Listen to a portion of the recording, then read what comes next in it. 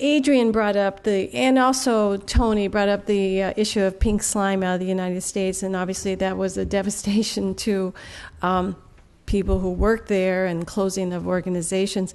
And Adrian, you used the word, well, it's not a food safety issue, but certainly there's a couple of things on pink slime, because I have talked to some of the manufacturers, and sometimes we do have hints. Sometimes we do have hints from the consumer, like what the consumer is concerned about. And I think, Adrian, you talked about having your websites all ready to go, maybe not live, but ready to go if it becomes a hot issue. And specifically on the pink slime, if it wasn't a food safety issue, maybe it was a science issue, maybe it was a transparency issue. Because sometimes I have that feeling that the consumer is like, you're hiding something. And yet, I am. I don't mean to be hiding something. I mean, maybe you can start out with some comments on that, Adrian, or maybe other speakers have comments on that. Well, certainly I think the pink slime was a challenging one, in that it was really a very worthy process they had. It was taking off trimmings from beef and recycling them for use. I think the issue for a lot of people is putting a few percentage into some products may be fine, but when they thought that maybe a quarter of the products were containing this, people got really uncomfortable with it. So I think the problem we had was, and it's hard for me to say because I have no direct contact with the actual manufacturers, they had probably not spent enough time and effort explaining and educating to consumers exactly what they were doing. And the net effect was that though they did well to deal with traditional media, Tony showed you the TV programs, the exposés, that's now in litigation with the company's lawyers suing the broadcasters. We'll see what happens. The lawyers are making money out of this, at least. Sorry, any of you on the legal side in the audience. But basically what happened was social media, they weren't ready for it. It came out and it happened so fast that the company and the agencies were just not ready. So I think there was probably an element of not educating the people enough. Why? Because they were an ingredient supplier. They didn't supply the end users directly. And that is probably a message for many of you who are part of the food industry but don't have a consumer-facing voice. You too can be destroyed if traditional media, online media and social media engage and find an issue with your process, because the consumer-facing companies, the retailers, just ceased buying the product. End of a $2 billion business in a matter of weeks. Thank you, Adrian. I also want to introduce, we have some other speakers from the industry. John and Mary, you want to introduce, or Suzan? I'm not from industry. I'm from the Federal Institute for Risk Assessment in Germany, and I was especially interested in this session because we're also interested in social media, and we communicated the EHEC and dioxin crisis in 2011. So that was very important. And I think, I don't know whether you want me to talk about I think social media are important, and they will be more important. But I also think that traditional media are still highly relevant, especially in a crisis. And in Germany, we had, for example, we asked people, what are the information sources of the public during a crisis in Germany? And most of them said still 97% television. And then and even the younger, between 14 and 29 years old. So we still have the traditional media, also the press agencies, who are very, very fast. I think social media are important. I mean, we are also on Twitter, we do Wikipedia, we have new offers also for the consumers to ask questions, they can vote, and we answer by video. So there are so many great opportunities, but I think during a crisis, if you also have key messages, then even social media might, and this is my statement, might not even be faster. For EHEC, for example, we communicated in our institution that we recommend not to eat raw sprouts until further notice.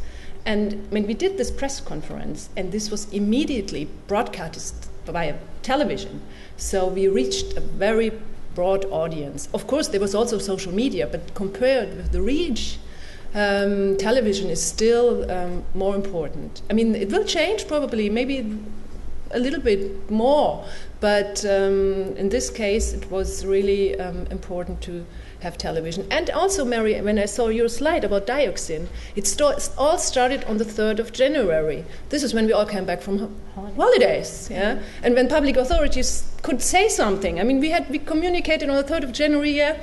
We expect no health damage based on results of 4 eggs. But this was the statement, and your slide confirms that social media was also doing this on the 3rd of January. So it's not always faster, but we should be aware of social media. We should also monitor it, and we can't say we do not take part in it, because we take part in it anyway. And I think, but also with monitoring, we should know that not all social media is open. We do not see everything. There's a black box in Facebook, for example. I don't know if you have a Facebook account. Is it open to everyone? Would everyone look at it? So there are some challenges also with regard to monitoring, but very interesting topic. Okay. And Dr. O'Brien, do you have any comments you want to make in general? I think generally we are getting stressed out by big data. There's so much of it. And before coming up to the podium this morning, I'm just looking at Radiant 6 on my iPhone, the fast version. And, even today for adulteration, for example, there's 5,900 tweets. 41% actually, strangely enough, are positive. So I don't know what to make of that. But the volume of information is tremendous. And in the difficulty we have, I think, is reducing that to concrete actions. As from the manufacturing side, we need to take action. I believe strongly that pink slime would have been a crisis with or without social media. And I think what we are experiencing is not just rapid access to information, but access to more information. And I think what we have to ask ourselves is a really pertinent question about the acceptability of what happens in supply chains. If we have 100% transparency on what happens in supply chains to ingredients and products, how will that be received by consumers? I think it's a very important question, because that information will, in time, be accessible. Thank you. Questions from the audience? Okay, the lady in the pink. Good morning, Clémence Robin from the European Margarine Association. I have 2 questions. First of all, Dr. Prue, at the end of your presentation, you said if the outbreak is in the news, we need to be talking about it on social media. Yet it shows that once an issue broke on Twitter, it's likely to also disappear faster from the social media. So don't we run the risk of reopening the issue if we then talk about it on social media again? It's a tricky line. And the second question is, we see there's scientists, consumers, authorities more and more online. Food suppliers are still in a gray area here about how to communicate with social media. So what would you say to managers, corporate managers, scared about lack of control and possible backlash that can happen in social media, to convince them to use it? Thank you. Okay, who wants to take that one on? Go ahead, Christine. The first part of the question, I guess it depends in terms of outbreaks and talking about social media extending the life of the conversation. I think people get concerned about that when maybe the outbreak communication hasn't started off on the right foot. I think if you've gone out early, often, fast, applied risk communication principles, even if your communication at the beginning is "we don't know," I think that's really important, and that sets the stage for productive conversation. And I frankly see negative tweets and stuff as a good thing, because it's feedback on how we're doing and what we're doing. And I think it keeps us honest. So I don't have a problem with people crucifying us on a regular basis, because it basically says, hey, there are people who want this information, they're finding it relevant, and we're not meeting those needs. So we need to rethink how we're taking this business of communicating this information to folks in a real and a relevant way. I do think it's an internal struggle at CDC, getting our scientists to communicate early when there's uncertainty is a huge challenge. They want to have everything nicely neat up. They want evidence to be stronger than strong. And it's often not in that situation. So we're in the process of, the scientists think that every outbreak is unique. And I see patterns of outbreaks. So we've got 5 outbreak scenarios that and we're developing a checklist of why we would communicate and why we would not communicate, so that we can make our decision-making process explicit and systematic, and set expectations for people outside of our agency of when we communicate and why we communicate. Because I don't frankly think we need to communicate every outbreak. It's noise, it's fatigue, it wears people out.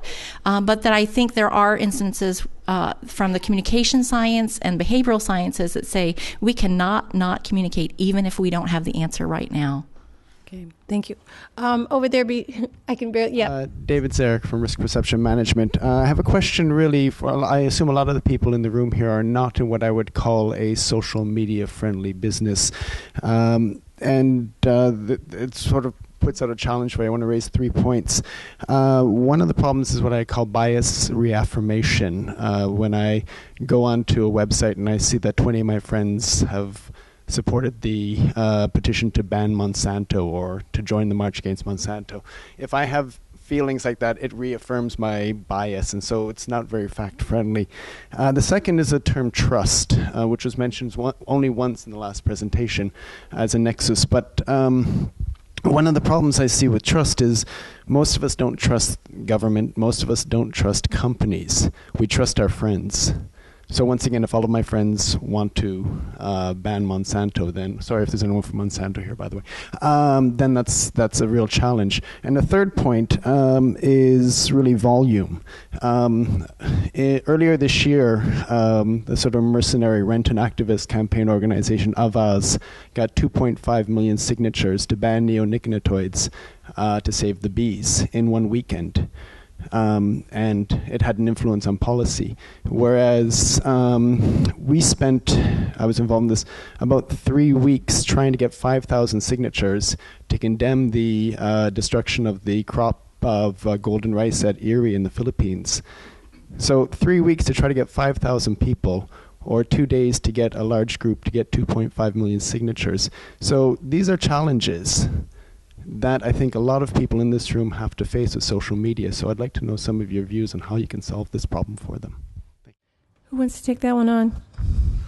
Can I just offer one perspective on the issue of volume? Volume, I think, is something that is interesting to track, and I mentioned it at the beginning, but I think what we have to get better at is tracking the sentiment as well, because that's where we can judge for how important it is to respond and take action. Yeah, I mean, tone and sentiment and change over time is critically important. And I'd like to reiterate, I think social media is simply, the word is media. So you just include it with other media as well. But there is definitely evidence of synergy between online news media and what I would call social media. And the trick there is to point people to official data sources using the social media. I think sometimes if we analyse, and some of the research says people are not seeking information on social media. How can you on Twitter? It's only 140 characters. So really that is a breaking news and information update. But to take your point, Christy, is people hate silence. And in the certainty that we want to make, be it official or even corporate, and I worked in corporate communications for many years, we used to get legal approval and sign off here and everything there. My goodness, as your point says, time is running fast. But we need to help educate people out there. You may not realise this, Tony's point, actually the EHEC crisis was caused in Germany by Martians.